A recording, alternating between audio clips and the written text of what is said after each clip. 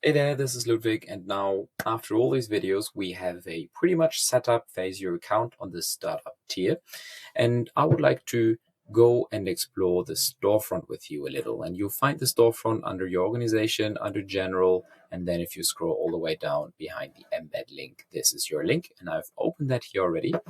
And I'm actually logged in through the one-time password. So this is what your customers see. They can upload models. They can also click on their name in the top right corner and go to their account settings and, for example, change their password to a static password. I get once more a one-time password to authenticate. There we go. Copy this. Put that in here. I select my login method to be just a normal password, and I set my normal password in here. Hit save, and now I can log in using my normal password in the future. Awesome. And let's take a look. In here, I'll find all my quotes. I have 2 quotes created, one before we did the update of the quote number, and I have also an order in here that is referring to quote 1. Now let's go into one of these quotes, quote 299, and I have my 3D model here. I can comment on the 3D model. I can also click on the 3D model as a customer and do a right click here. Will this work, for example? Now the manufacturer is going to receive, we're going to receive this message via email that there has been a new message, and the customer can now also just go ahead and the manufacturer. Let's go into the messages center in the manufacturing platform, and we see that we have this comment here, will this work? And you can go to the quote directly as well. Yes, of course it will.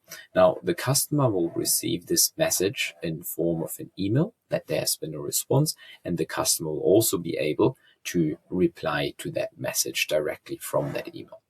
But if we go in here and we actually go to the chat, we'll see that the customer sees this. Yes, of course it will. Perfect. And let's say the customer wants to go ahead and check out. They could also download their quote, of course, but they're now going to go and check out. Now, for the checkout, there are different options. I've connected Stripe, and they can check out via card and just actually pay. So I'm not going to do that because this is real money.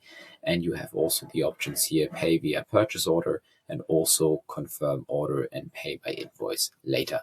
And if I just do that, I confirm and pay by invoice later, as a customer, I'll turn this quote into an order.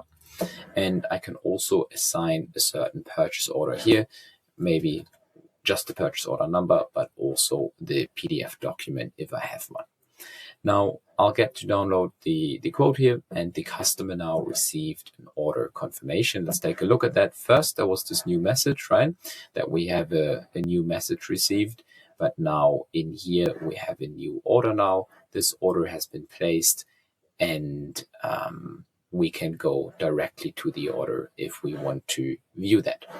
Now, you will find that these orders appears right in your review section. So you can take a look in your review section. All right, what is this about?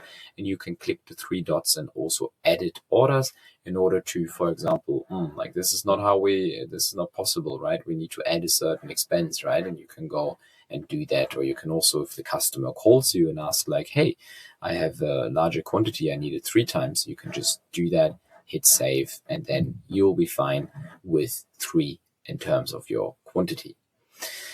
Now, we have seen how to change the password as the customer and how to convert a quote into an order on the account, and a little bit on communication.